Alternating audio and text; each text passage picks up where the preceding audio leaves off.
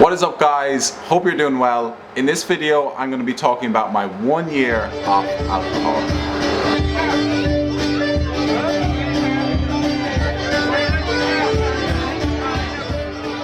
I'm going to go through some of the challenges that I faced throughout the year quitting alcohol. I'm also going to go through the pros and the cons. I'll also go through my kind of final conclusion. You know, I've just done 365 days, what my opinion on drinking is now. So this year, something that was really a big change in my life was last Christmas I decided to quit drinking. In this video I'm going to talk you through a lot of the different reasons why I decided to quit, what helped me, what held me back. Now I must say, and this is an important point, when I don't drink, I don't really like going out as much. Over the Christmas period, you know, I see videos and pictures of people in a nightclub, absolutely crammed in the nightclub. It just makes me feel like when I don't drink, I have no interest in that. Who you are and what you do and your routines change when your whole life isn't based around drinking and alcohol. Now, I will say that doing a whole year off drinking, it was very challenging, but to be honest, I read the Alan Carr book. I probably read that book 10, 15, 20 times. This has been my longest stint, but I've also done a year off. I did 11 months off, I did 3 months off. So I was kind of learning more and more as I went along. Even just how to figure out how to find the motivation in myself. Because it's funny, you know, we quit things sometimes and then after 3 months we're like, oh sure, what's the harm? I learned a lot from the Alan Carr book. What am I really giving up? I'm not going to be hungover again.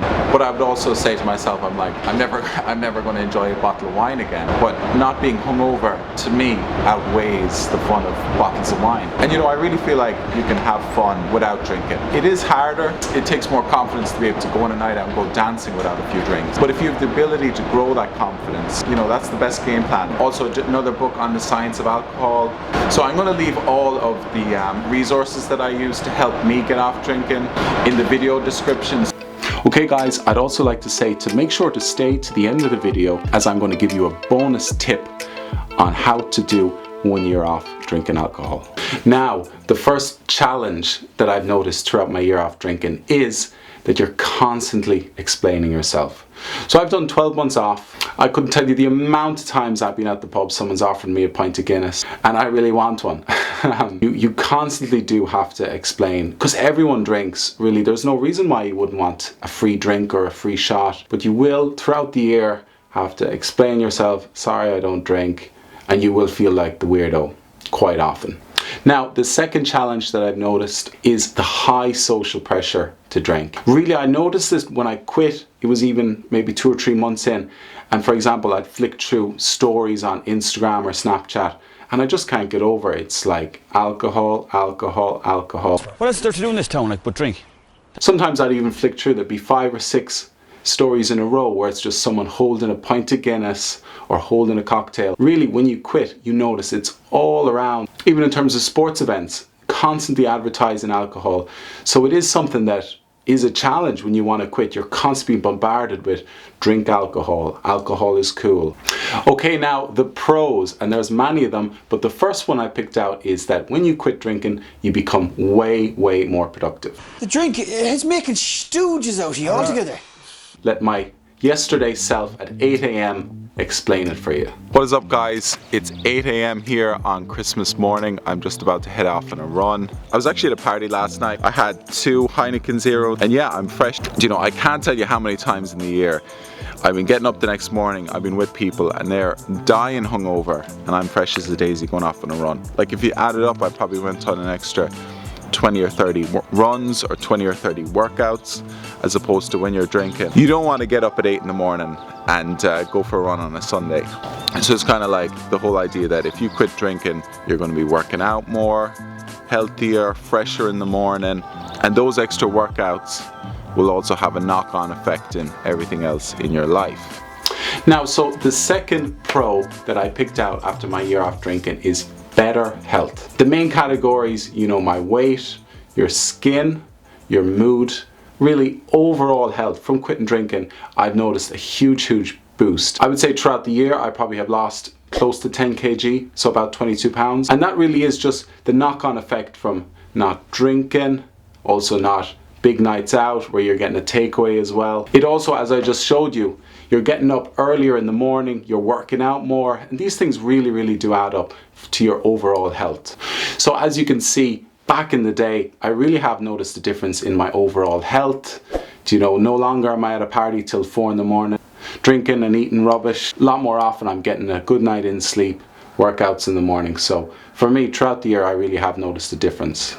Okay, so starting us off with the first con about giving up drinking, and the first con is it's a really hard road to walk down. To give up cold turkey drinking, I'm going on the wagon for good, lads. What are you on about, man? I'm just quitting the drink. really is a big decision. I would say to people to be very hesitant about it, because throughout the whole year, you're really going to be tested quite often. One thing I would definitely take into consideration is maybe to try and cut down on the amount of drinking, or maybe say, for example, once per month, or have a 2-drink limit. Sometimes there's more to life than drinking, lads. Life's better with drink, man. You just have to ruin it. Just come on. Because the issue with going cold turkey is you run the risk of eventually 2 months down the line giving in, and you feel awful about yourself. Okay, so the second con that I've learned throughout my year off drinking is that if you don't drink, you are now very different. The reality is that people love drinking, no matter where you are in the world, Dublin or Boston or Tipperary. My name is Eddie Durkin, and I love to drink. People love drinking, and now you don't drink. For me, you know, I've noticed I really don't go out as much. Gone are the days that I'm in the pub till 2 in the morning. I don't want to completely leave behind the drinking culture. I think the pub is a great place to go, to meet your friends, to have the chats, to catch up. I'd like to just say thanks very much for making it this far in the video, and please give you a quick reminder that if you haven't hit the subscribe button, to please subscribe. It's really been helping out the channel, but please, if you could, hit the subscribe button.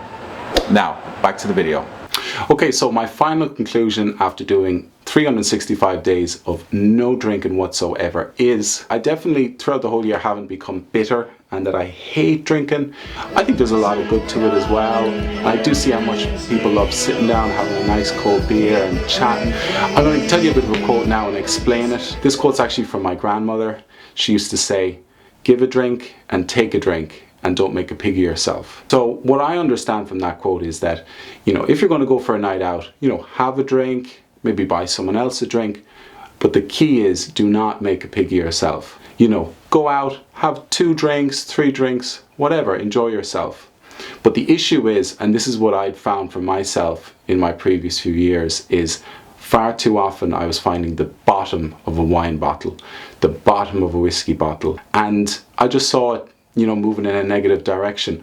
So that's why I wanted to quit. As I felt like I was getting older, it was going from a bottle of wine a week to 2 bottles. And then when you're working as well, you know, you're making your own money. There's nothing holding you back. I was finding myself every time I went out shopping, I'd pick up a few beers on the way home as well. Now, so my bonus tip is to switch over to 0.0s. To be honest, I really don't notice the difference. For example, if you're drinking a bit too much coffee, you can switch to decaf. If you'd like to cut down on your cigarettes, buy a vape. You're still going out enjoying a few beers. Another great thing about a 0.0 is just drink away and blend in. People really don't notice. You might think they do, but they really don't notice. You know, you're having a 0 pint of Guinness, it looks the absolute same. Say nothing to no one. Okay guys, there you go. I really hope you enjoyed my video about my year off drinking. I really enjoyed making it. You can make the decision for yourself. Might not be for everyone. For me in my life, it's really been a good decision. I'm very happy with my whole year off. You know, I'm looking forward to many more nights out too. It's not like I've given up all hope on going out and having fun. 1 whole year off drinking. It was a challenge. Did my best. Hopefully you enjoyed my pros and my cons. Hopefully I might have given you some inspiration if you're looking for some inspiration. I know I definitely got a lot from other people. It's time for me to head on a run, and I'll see you in the next video. Peace out.